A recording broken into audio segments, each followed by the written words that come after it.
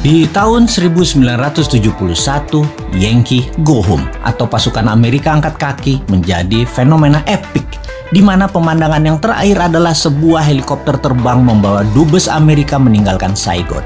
Amerika kalah perang dengan Vietnam. Amerika membela Vietnam Selatan, Vietnam Utara yang komunis menang pada akhirnya. Kemarin kejadian berulang lagi di Afghanistan. Sebuah helikopter terbang di atas American Embassy membawa dubes Amerika keluar Kabul. Yankee Go Home. Taliban yang beraliran khilafah menang. Amerika kalah perang lagi. Setelah sejak tahun 1991 menguasai dalam tanda kutip Afghanistan. Taliban hanya dalam 10 hari pergerakan bisa menaklukkan Kabul. Taliban dengan kekuatan militernya menguasai Afghanistan. Terbayang masa kegelapan manusia dihadapi penduduk Afghanistan. Pemahaman garis ortodok agama dibawa ke pemerintahan bernegara Afghanistan baru di bawah Taliban.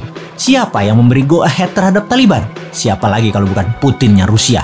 Sejak Maret 2021 ini, Rusia dukung penuh Taliban. Dendam tahun 1991 ketika Uni Soviet ditendang sekutu Amerika menjadikan Rusia terus menarget Afghanistan. Sama deh, ketika Newman nanti jadi, Timor Leste tetap dilirik untuk memberi pelajaran ke Australia dan pastinya memberi pelajaran pada pemimpin bangsa yang bisa dikatakan lemah, tak bervisi dunia sebelum Newman yang melepaskan Timor Timur dan kalah dengan Australia.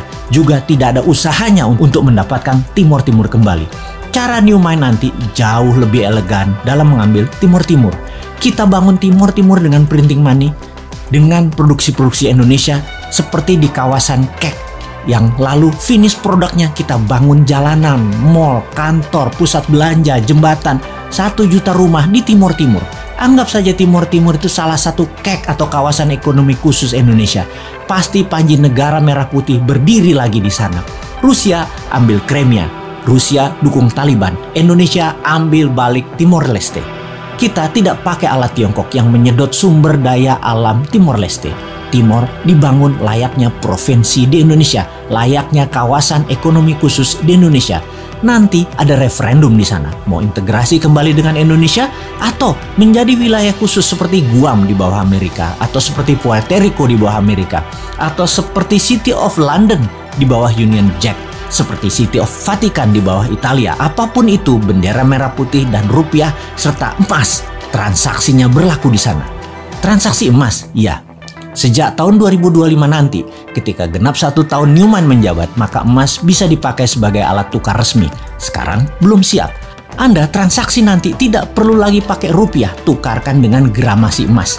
Ditarget dalam 3 tahun, 70% transaksi di Indonesia pakai emas, karena di 30 kawasan ekonomi khusus, termasuk Timor Leste, emas dipakai sebagai alat transaksi, transfer ke sesama tabungan rekening emas. Dengan demikian, Indonesia negara pertama di dunia yang tidak ada inflasi, tidak ada kejatuhan nilai mata uang, karena emas bukan mata uang, emas alat barter, emas alat tukar.